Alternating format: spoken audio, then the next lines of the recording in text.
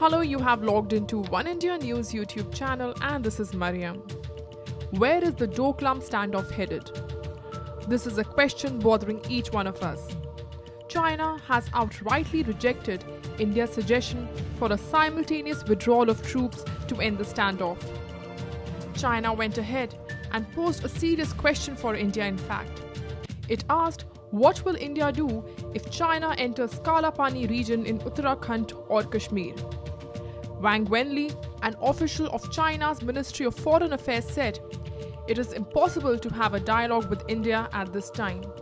Our people will think our government is absolutely incompetent." During this, she raised the Kashmir issue and also referred to the Kala Pani dispute between India and Nepal. She said, "The Indian side also has many tri-junctions. What if we use the same excuse and enter the Kala Pani region between China, India and Nepal? Or even into the Kashmir region between India and Pakistan?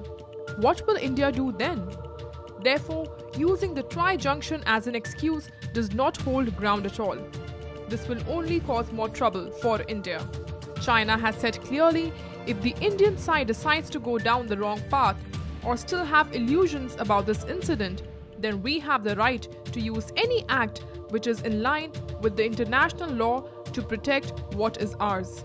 China is accusing Indian border troops of sending signals of aggression, while the signals sent by India's foreign ministry are of peaceful negotiations.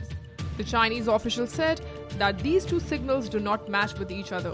India's position on the issue was made clear by External Affairs Minister Sushma Swaraj recently, saying that both sides should first pull back their troops for any talks to take place, favouring a peaceful resolution of the border standoff.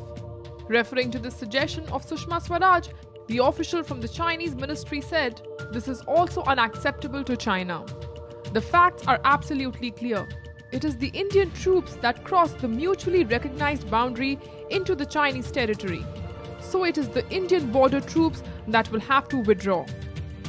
Wang Wenli said that China has expressed many a times that the diplomatic channel is always open, and it has been for the past 50 days.